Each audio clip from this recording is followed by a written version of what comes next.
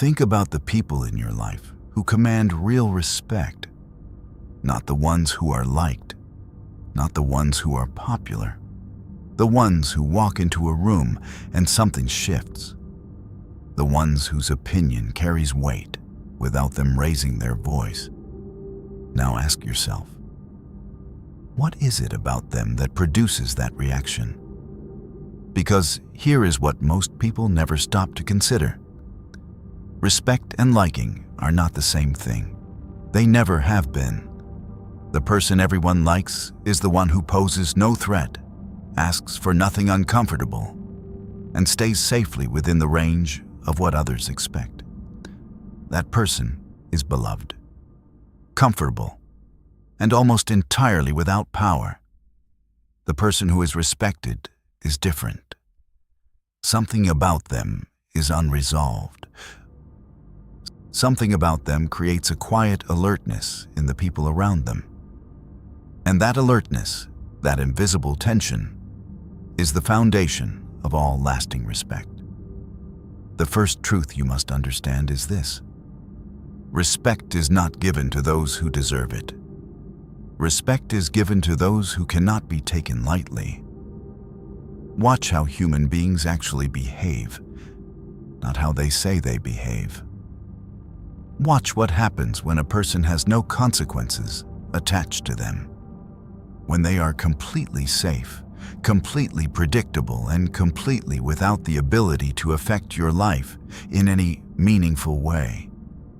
People take them for granted. They get interrupted, dismissed, overlooked. They are appreciated the way you appreciate furniture. Acknowledged when useful, invisible when not. Now watch what happens when you introduce even the smallest degree of uncertainty. A man who might walk away, a woman whose silence is unreadable, a person whose next move you genuinely cannot calculate. Suddenly, they get attention they were never given before. Not because they changed, because the psychological terrain around them changed.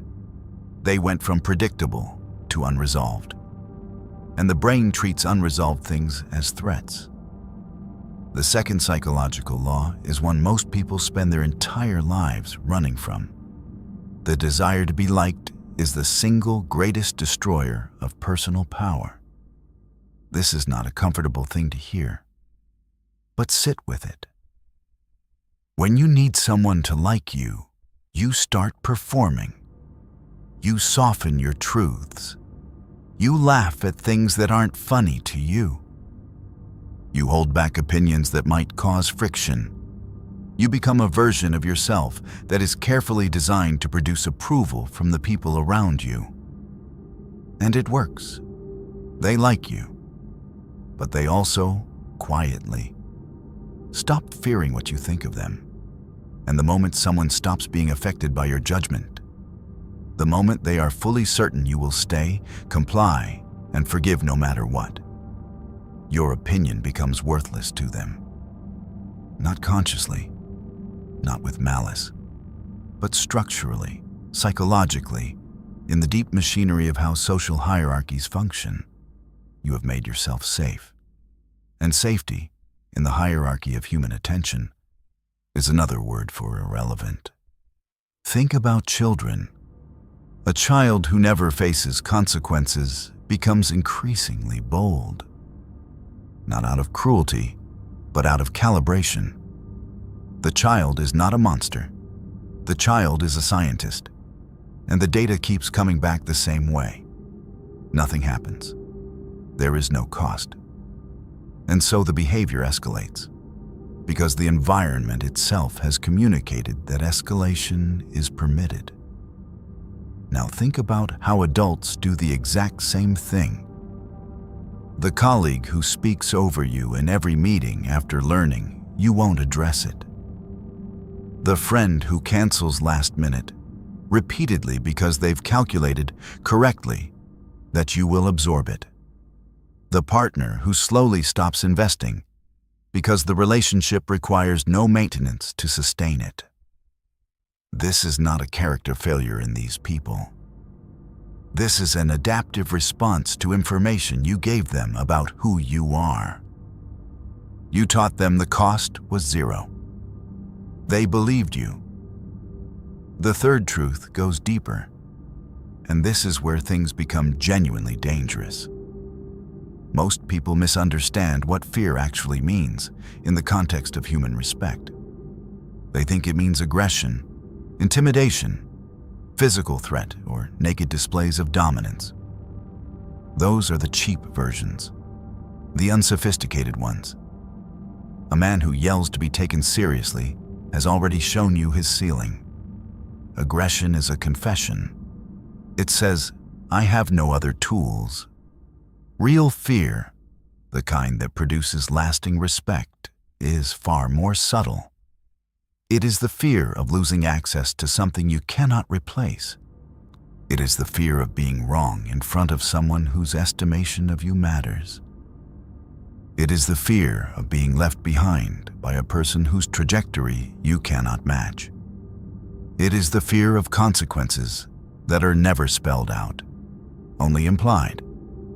The most formidable people you will ever encounter are not loud. They are not threatening. They do not chase. They do not beg. They do not over-explain their decisions or justify their positions to people who haven't earned the right to question them. They simply have standards, and the standards hold without apology, without negotiation, without the slow erosion that comes from making exceptions to keep the peace.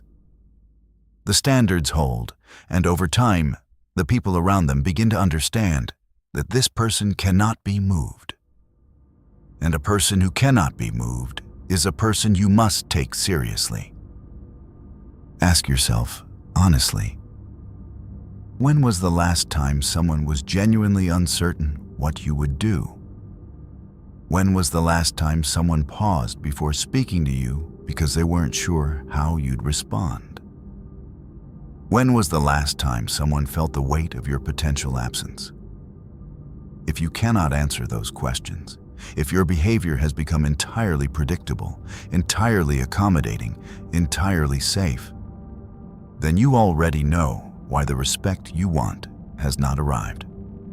You made yourself easy to read, and easy to read means easy to dismiss. The fourth principle is perhaps the most unsettling of all. Kindness, when it is unconditional, trains people to expect it. And things people expect, they stop valuing. This is not an argument against being good. It is an argument against being automatically good. Against being good in a way that requires nothing, costs you nothing, and is extended regardless of how you are treated. When your warmth is earned, it means something. When your approval means something, withholding it means something. When your presence comes with invisible requirements of basic respect and reciprocity, then your presence itself carries weight. But if you give endlessly, your time, your patience, your forgiveness, your energy, to people who have done nothing to deserve it and nothing to maintain it, you do not become admired for your generosity. You become taken for granted for your predictability. The most psychologically sophisticated thing a person can do is make other people aware, not through anger, not through ultimatums, but through behavior alone, that you are a thing of conditional access, that you are someone who can be lost. History is not short on examples of this pattern. The leaders who commanded the most loyalty were rarely the most pleasant. They were the most demanding. They asked more of the people around them than those people might have asked of themselves. And because the standard was high, achieving it felt like something. Because their approval was rare, receiving it felt like something. Because disappointing them carried genuine cost, Their expectations shaped behavior in ways that no amount of warmth ever could. This is not cruelty. It is architecture. The architecture of an environment where what you think, what you say, and what you decide matters. Where your reactions are not guaranteed. Where the outcome depends on how you're treated. Now understand this clearly. None of this is about becoming cold, or calculating, or turning your relationships into transactions. It is about recognizing that warmth without consequence is not a virtue. It is a vulnerability. And when people locate a vulnerability in you, they do not admire you for having it. They use it. Not all of them, not consciously, but structurally, automatically. The way water finds the path of least resistance. The way any organism, human or otherwise, tends toward what costs the least. You are not exempt from that. Neither are the people around you. The question is not whether they will test your limits. The question is whether your limits are real. Once you understand these principles, something shifts. You stop explaining yourself to people who don't need an explanation. You stop staying in situations that have already communicated they don't value your presence. You stop softening every truth to protect feelings that are not as fragile as you've been told. You stop performing ease when you feel something real, and something unexpected begins to happen. People start paying attention differently, not because you became cruel, because you became real, because you became a thing that could not be assumed, because you became finally unpredictable enough to be worth understanding. And here is where most people stop.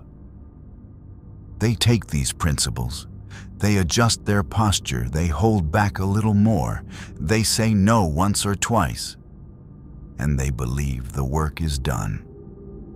But there is a deeper layer to this. A darker mechanism underneath the psychology of respect that almost no one talks about. Because what we have covered here is only the surface. The real question is not how to make people respect you. The real question is, why were you ever afraid of making them afraid to lose you in the first place?